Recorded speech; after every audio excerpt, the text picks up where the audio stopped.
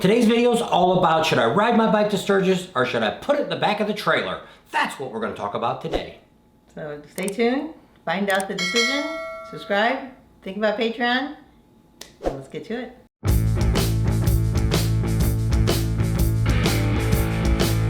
These are one of these things that I see all over the internet. You know, they're yelling at somebody, they say it's a trailer rally. They say, oh man, you ought to ride your bike. You know, why do you even come to a rally if you can't ride your bike to the rally? You know, that's one of the things we're going to talk a little bit about today. You know, we used to ride to the rallies. We rode to Sturgis quite a few times. The last time we went all the way up the coast of California, across Oregon, across Idaho, into Wyoming. I think it was about 2,100 miles one way. Long ride. And we did it about 6 days. We rode from sunup to sundown every day. Art went with us. It was quite an adventure. We were in 40-degree weather and we were in 120-degree weather. Actually, all on the same day. Yeah. So that's a whole nother story. But we're going to talk a little bit about that. You know, we did have a lot of fun. We enjoyed riding the bikes through that time. And, you know, we kind of thought that same thing when we used to ride the bike. You know, we passed those trailers up and they, why is that guy riding his bike? You know, and that's the thing you got to think about. Why? You know, our instance of what happened to us is Tam had a really bad accident a few years ago. Actually, it's about 5-6 years ago now. She was traveling home from work, going down a major highway in California, and at 5 o'clock at night, and some guy decided to cut over into another lane, hit her, threw her across 3 lanes. Her bike actually stayed in the first lane. She flew over into the 2 other lanes, and the guy never stopped. Spent about 4 days in the hospital, and from that moment on, she started having all kinds of ailments. Actually, she did that 2,100-mile ride after that. And so she managed to get back on that bike and ride. Then as the years went on, the next couple of years went on, we didn't get to Sturgis right away, right after that. So we had to sit back and look at it, and then that's when she started having the problems with her back started hurting, her legs started getting numb. She had the problem where she was afraid she was going to drop her bike. So then we sold her bike. And then the next thing we know, we get on the bike and we do some riding on my bike. That's how we all started out. She was always riding on the back of my bike, and it wasn't until, when did you get your license? 2009. Yeah. So all that time from 78, 79, I don't know if you ever rode on the 100 before we were in high school or not. Yes, I did. So it might have been back in 77. She was riding on the back of the bike, and all the way up to when she got her license and started riding her own bike. But ended up what happened is we started going on some of these longer rides, and she's just like, the next day she just couldn't get out of bed. She just hurt so bad, and you know, and that's the point we're trying to get to here. Everybody has different instances of why they ride the bike or why they trailer the bike.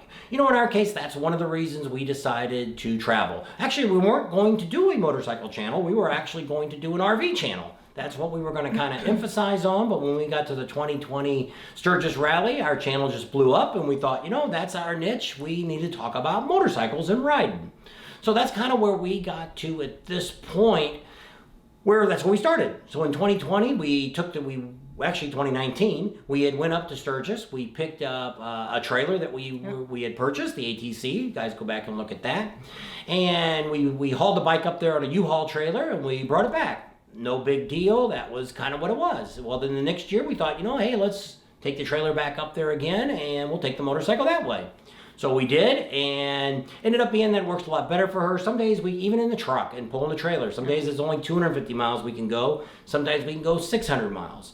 But she can move around a lot more in the truck, things like that. So that's one of the reasons we put our bike in the back of a trailer now and take it to the rallies. So when you're complaining about that, and the other thing that we think about too is, you know, you look at these videos, and if you've been watching us any length of time, you know at most of the rallies, we post videos every single day.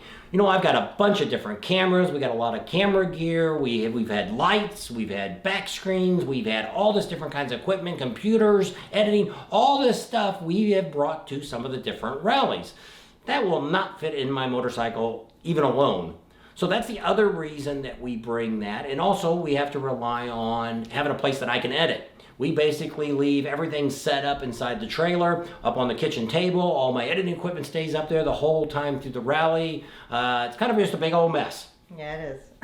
I can vouch for that. So, but the idea is we have to have that to be able to put these videos out. So when people comment on there and like, oh man, you ought to ride, you ought to do this, you ought to do that. Well, we lived in California for about 20 years. We've rode through Death Valley at 127 degrees.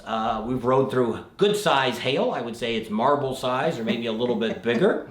That hurts. Yeah. We've rode, she didn't ride through the snow, but me and Art came back from Sturgis one time, went through the mountains and rode through snow. When I was a kid, we used to ride the dirt bikes through the snow and stuff. I've rode in 0-degree weather and we've rode in the 127-degree weather. So we've seen a lot of it. We've done a lot of it.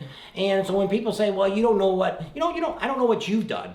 So we're not going to question you about your experience on your bike. Maybe you shouldn't even be riding to Sturgis. Maybe you don't even have that experience to know how to handle a bike in that long of a distance. But we're not the judge of that.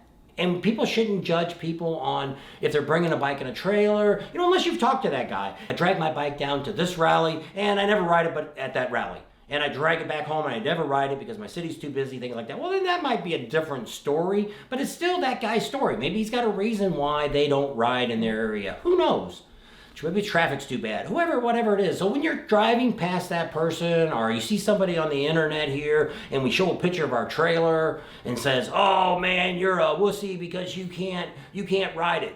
We've done it, been there. We might have even rode more miles than you've ridden. Well, another thing too, if you trailer, when we rode that long distance, which some of you come a long way to go to some of these rallies, you're pooped by the time you get there, riding all those days and everything, and you really don't feel like riding when you get there. Well, if you're going to Sturgis, there's a lot of great riding there. So when you get there, you want to ride too. Well, if you've just spent 3 or 4 or 5 days riding there, you don't really want to ride once you get there. So that way you end up refreshed. We talked to a few other people, actually Neil, as a matter of fact. He came in, he usually drives from Wisconsin to ride his bike to Sturgis, and he met up with some friends, and they pulled his bike in. He says, I can't believe the difference. How I felt when I got there. I was ready to get on my bike and ride. So there you go. If you haven't done it, you should try it, and you wouldn't believe the difference how refreshed you are once you get there to do all that great riding in Sturgis. It depends on what you're doing. If you're just bringing a tent, then yeah, that's great. Put a tent down there at the Buffalo Chip or wherever you're staying at and party a few days and then head on home. Well, in the case we do, we always like to do it, it's our vacation. We spend 2 weeks. We used to spend 3 days to ride there, 3 days to get home. We spent a week there at the rally, and we had a really good time.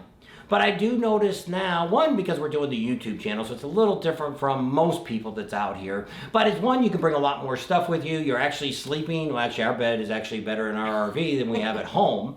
But, you have a really nice, comfortable bed you don't have to worry about. You can bring your food with you. You can bring whatever you need, your essentials. You can bring extra gear if you need. We never run out of not having our rain gear or our chaps or anything like that, to where when you're packing your bags, which we always talk about that as we get closer to the rallies, what you need to bring and what you don't need to bring. Well, and we have an RV, you can just put all that stuff in there and it just stays there. It's always there when you need it when you're at that rally. So you don't have to go and look at it or go buy it. You don't have to go buy rain gear. You go to the hardware store, you're going to spend a couple $100 just to get a nice set of rain gear, and you got a set laying at home that you forgot to grab. So those are all the kind of things you need to think about. But in our case now, we do use the trailer. We put it there. Even though we are limited in our mileage, we were able to put about 1,400 miles on the bike this year when we were in Sturgis, so we got to do some pretty good rides. And, there was enough time in the day she could stop and rest. And, we actually get there a month before everybody else gets there. So we have quite a few days that we can spend riding those rides and taking the time we need to enjoy them and things like that. And we're going to talk about that in another video about what you should think about if you're coming to Sturgis, how you should plan it and things like that. So in this case, we're pulling our trailer. We don't care if you're pulling your trailer. We don't care if you ship your bike there and you fly in. We don't care if you ride your bike from Alaska. It doesn't matter. We're all in the same community. We're all, anybody that gets on a motorcycle today, we should be shaking their hands, because this industry is dying. We're slowly losing the generation that we're in, the baby boomers. We're losing our generation. We're getting older, and the younger ones are going to have to pick this up. If you figure the baby boomers will be gone in 10 or 15 years, that's probably going to take away about, 40, 50% of the people that go to rallies. So it may even be a higher number than that. So if we don't start bringing new people into the rallies, you may not be able to enjoy the rallies in the next 15 or 20 years. There may not be any for you to come to, ride to, trailer to, fly to. So that's one of the things you need to think about. No matter how you get there, the point is you came to the rally, you're there to have a good time, meet some great friends, do some great riding, even hear some good music in most of them. Yeah, so it's up to you what you want to do, but you shouldn't criticize anybody else about how they get to the rallies because you don't know their stories. So think about that. So we'll leave you at that. So thanks for coming along today. Subscribe to our channel if you haven't already. Share us with your family and friends. Think about Patreon. Give us a big thumbs up. Ring that bell for notifications, and we'll see you on the next video. And we'll see you real soon.